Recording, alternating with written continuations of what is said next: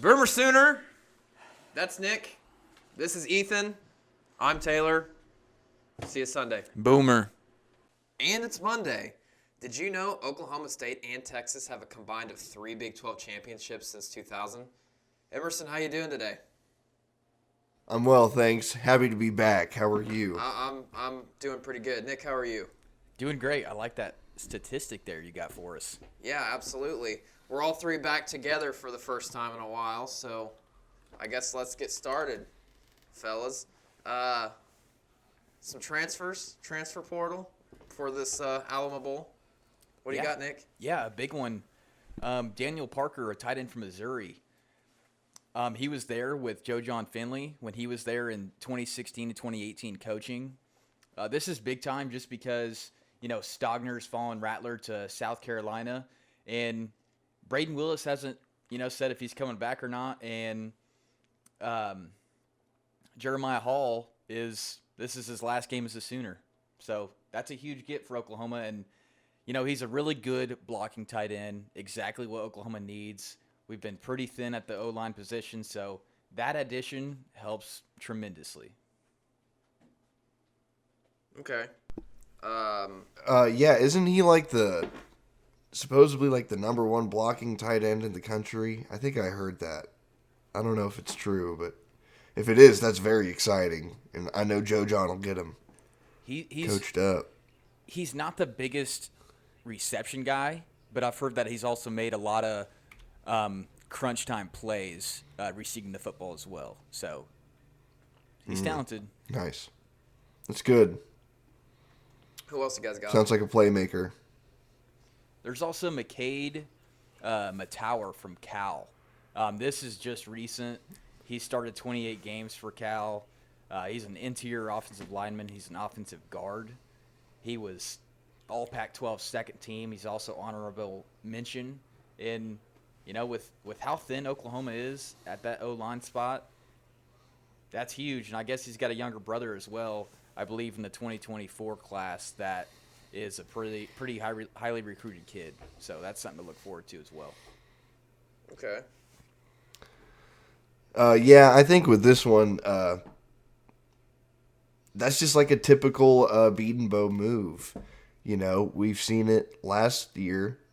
He went into the Pac-12, into Arizona, and got Robert Conjul, another guy that started a lot of games for that program. Same thing with Chris Murray at a UCLA. And Chris Murray was an all Pac-12 offensive lineman before he came to Oklahoma. Or maybe he was on the freshman team, I can't remember. But still, this is something Bill Beatenbow likes to do. Now that the transfer portal's open, I think we're going to continue to see a move like this pretty much every offseason. So, good to see that he's still out there working, Yeah, Oklahoma's really lucky to have him remaining on this staff. Yeah, it's crazy. I mean, and dude, you just watch, you watch anything in the NFL, if you watch a Kansas City game or a Buffalo game, or there's so many teams out there on the NFL that have Oklahoma starting offensive linemen, and it's just a testament to Bill Beatenbow, and it is a huge deal that he's staying for offensive line recruits, and that continuation. Yeah. Anybody else that jumps out on the transfer portal as of right now on December 27th? I'll say this. Woody Washington said that he's coming back next season. Not only could he be eligible for the draft, but he could also transfer out as well. So that's just something big, as in Oklahoma getting some depth at that defensive back position and just build on it. Yeah, and Woody Washington's probably the most consistent coverage guy you have on the team. So it's a pretty big return. Yeah, and then for us. DJ Graham's pretty young too. I believe he's a sophomore. So if you can get both of those guys back, that's pretty big time. Yeah. Some recruiting. Is there anybody you guys are looking at? Nick, you were talking about that guy from Hays, Kansas. Yeah, Jaron Koenig, eventually committed to Clemson. He's a 4-star athlete. Number 1 recruit in Kansas. This dude is so athletic. Oh my gosh. I watched his 100-meter dash. He blew everybody out of the water. He ran a 10.37, which is just disgusting, man. And that's flying. Sick. if you break that Someone down, get a Dr. Nick. that's a Sick. 4.35 40 time. The kid is 6'2", 210 pounds, and he hasn't even arrived on the Oklahoma campus yet. Yeah. So he's enrolled, I think. So like he's like on like I don't think he's like technically committed yet, but he is enrolled in Oklahoma's system, so that's a promising sign. Yes. And yeah, he can absolutely fly. And I think it's kind of just, like how Brent Venables, I think the way this thing worked out with this, or how it's going to work out, is because Brent Venables said, I'm not going to recruit any Clemson players. He was like, he really was like, you need to go to Clemson because, that's where you committed to. And it sounds like Jaron's going to be like, nah, I'm going where you're going, especially with Brent Venables being, Midwestern guy from the same state. Probably will play the same position at linebacker. Like you said, maybe we could play safety. But yeah. Dude, I want to see the safety. It's kind of an interesting situation, but it is looking very promising for landing Jaron Koenig. Koenig. I don't know how you say it. I mean, but yeah, if he he's can playing fly. linebacker, I'm okay with it. He's going to be a freak athlete, but I would just absolutely love it if he was back there at safety. Yeah. Well, and then we signed Alton Tarber out of Deerfield Beach, Florida. He's a 3-star, but and he's listed at like almost 6'2", 310, 305, but I've heard he's like 330. Big boy. So you can already see you're getting a taste of what Brent Venables is wanting to like make this Oklahoma defense look like on the interior. So it's exciting, especially for the transition to the SEC. Yeah, and another guy out of Florida that we got is Jayden Gibson at wide receiver. I was watching his highlight film. Okay, he's 6'5", 180. He has great speed, and he's physical, and he's just going to go snatch the ball on those 50-50 balls. Kid is so studly, and it's just crazy to think how low we dropped in recruiting and how quick Venables was to bring it back. He's worked his ass off, and you can definitely tell. To be in the top 10 is insane. Yeah, and Jaden Gibson's a guy that, like, when he does have the ball in his hands, like, I mean, he's a really smooth operator, and like he makes people miss like almost effortlessly, So he's a very smooth athlete, and definitely makes sense why he's top 25 in the position according to 247 Sports. But yeah, he and Brent Venables really did get it turned around extremely quickly. Like out of nowhere, he talked to the recruits that he needed to talk to like make sure that they were back on board or still in the boat, and then him and his guys like hit the trail, and they got some guys. And Alton Tarber was originally committed to Georgia Tech. Jaden Gibson was originally committed to Florida. And so Brent Venables had a specific area he wanted to target, and he had like connections there, and he used them, and it's helped Oklahoma's recruiting class immediately. Yeah, they have so much potential, just top to bottom on this recruiting class. Yeah. Well, and I think it's sounding like January is going to be an exciting month in recruiting for Oklahoma as well. Keep in mind, Devin Campbell, one of the top offensive linemen in the country, Oklahoma's in his top 2. It's between Oklahoma and Texas. And that's why Bill Bedenbaugh being retained at Oklahoma is such a big deal because of recruits like Devin Campbell. And then also Javonte Barnes, high 4-star running back, out of the Southern California area, and he's the one guy that's like kind of, that's always been leaning towards Oklahoma. And even when Riley left to USC, he was like, nah, I'm still leaning towards Oklahoma. And I think he's committing at the All-America game. So, there's still going to be hopefully some really good lands for Oklahoma, this recruiting class, that could get them, into that, maybe 6 to 8 range nationally. Yeah, there's still some talented guys, and you still got to consider a lot of guys could still decommit. There's plenty of time, plenty of big fish to catch out there. Yeah. So. Okay, well. It's pretty exciting.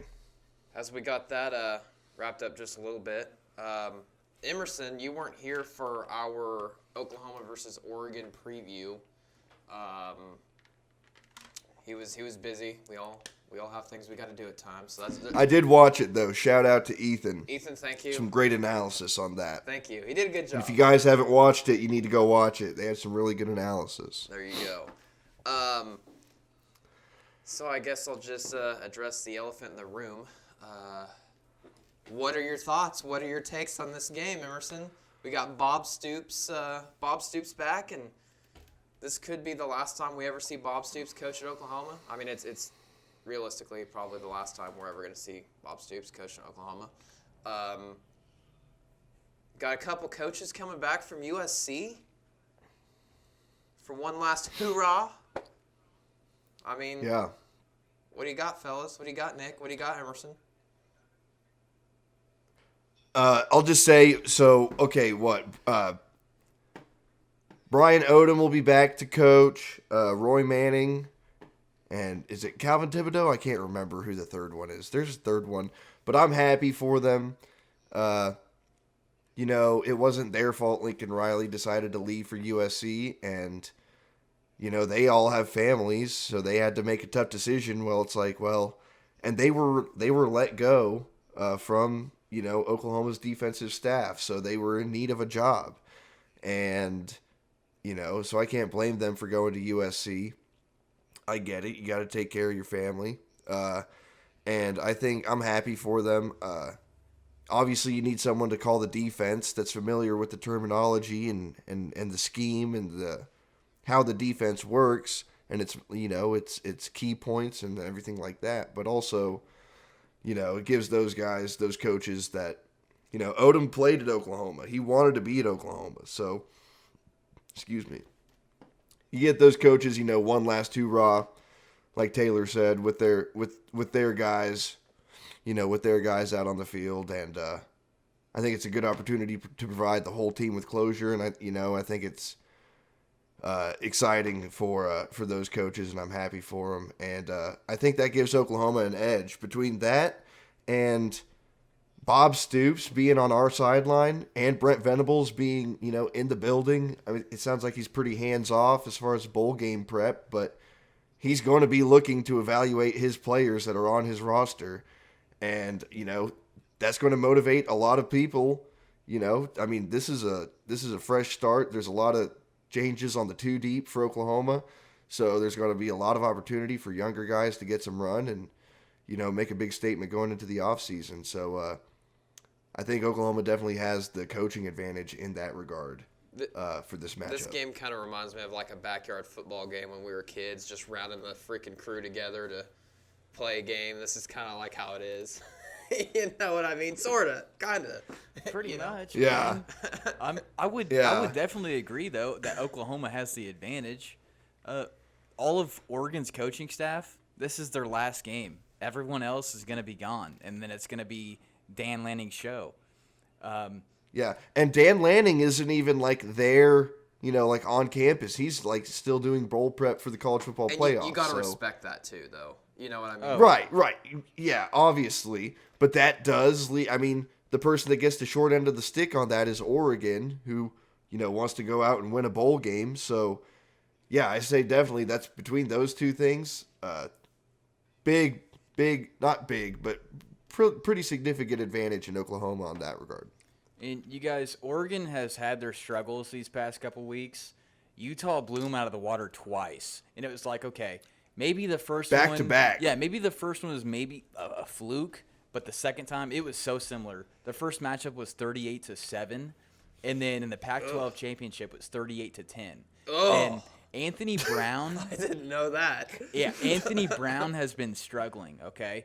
If we can get him to 3rd and long and we can make him beat us passing the football, I think we have a golden opportunity to win this game. And he's a 6th-year senior as well, okay? So they don't really have a lot of options at quarterback. They have a 5-star guy in Ty Thompson. He's a highly rated guy in Oregon history when it comes to recruiting quarterbacks. And, he's throwing picks in practice, and he doesn't look good. So fans and staff aren't confident in putting him in the game. And I know Anthony Brown had 2 picks in the Pac-12 championship game, and one being a pick 6. Yeah. Okay. Like you said, both of those games were very similar, and it just seemed like Utah was the more physical team that came to play both times, and they were locked in, and you saw it on the field, and the results were basically identical. So if Oklahoma wants to win this game, they need to be physical at the point of attack and physical at the line of scrimmage, which is something that I think they've been relatively good at the entirety of the season. Take a couple games out of the mix. The Baylor game specifically, I think Oklahoma's defense has been the aggressor for the rest of even in that game, the season. Emerson, even in that game, the defense played well most of the game, but at the end of the day, for 3 quarters. the defense can't play all of the game. You know what I mean? True. So yeah, absolutely. That's a good point. So yeah, You guys, I do want to say this about Oregon, okay? They've had 40-plus starters this season, just jumbled around, okay? They're super banged up throughout this season. It's ridiculous, okay? They've had 20-plus combinations in the O-line itself, and they have an offensive lineman that's on their 2 deep that played D-line in high school, and he's going to be playing D-line. And they also have a tight end that is listed to play D-end. It's crazy. They're battling a lot of different things here. So, that is insane, actually. Now that you say that, now that you lay that out, and they're without their best player, Kayvon Thibodeau. I mean, they got a banged up safety as well, and I think their corner opted out as well. Yeah, and they also have their best that's receiver, rough. As in receiving yards, that opted out as well. So, just some things to keep in mind there with Oregon. Yeah. And, I mean, obviously Oklahoma loses some weapons. Jaden Hazelwood.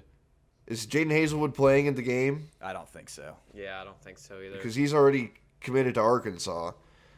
Yeah, so Stogner, which, I mean, he was, pretty much non-existent for most of the season except for Bedlam. Well, which goes back to what Nick said. You also have Brian Asamoah, our leader in tackles. We have Nick Benito, Perrion Winfrey, and Isaiah Thomas. So those 3 guys right there were all the sack leaders.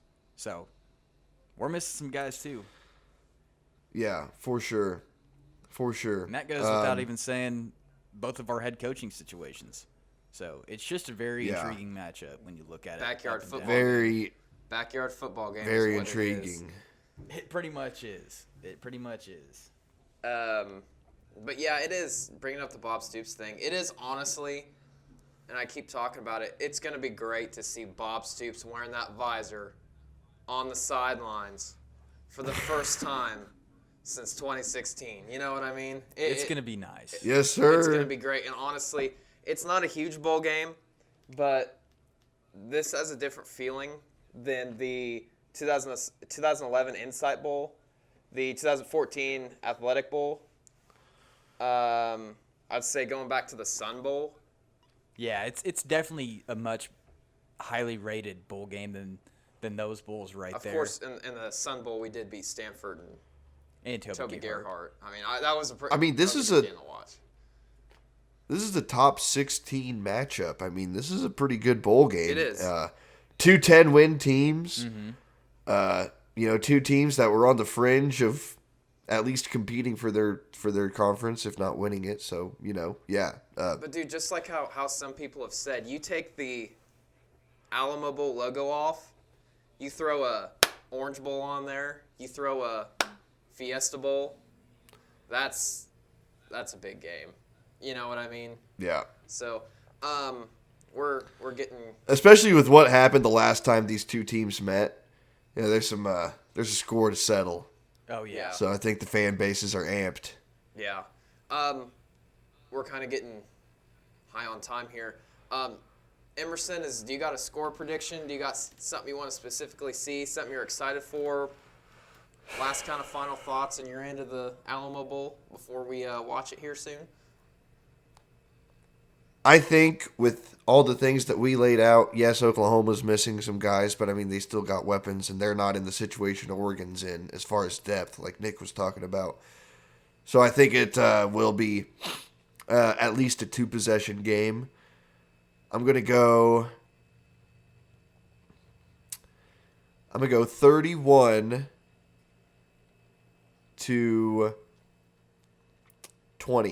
Oklahoma. Okay. That's what I'm going with. Okay. Cool. I like that. I like it a lot. Just reminder, it's on ESPN Wednesday night, 8:15 p.m. in San Antonio. Oklahoma comes out as a 4.5 point favorite still. Yeah, so. Yeah, guys, don't forget to like and subscribe. We appreciate your guys' support. And last thing for me, hopefully Bob Stoops can redeem himself on a cheap win from Oregon in 2006. Yeah. Oh, yeah. Finally, time to rinse that bad taste from our mouth from that game Hey, as a fan perfect base. for Bob. He wants it. Yep. Oh, Perfect. Yeah. Oh, yeah. Nick, do you have anything? That's all I got. Boomer. Emerson, do you have anything? Sooner. Do you have anything, Emerson? No, that's it. Okay. That's it. All right, well, sounds good. And just by the way. Oh, follow us on Twitter. Yeah, Twitter, absolutely. I guess I'll wrap it up by saying Oklahoma has 14 Big 12 championships since the year 2000. So, see you guys later. Boomer Sooner.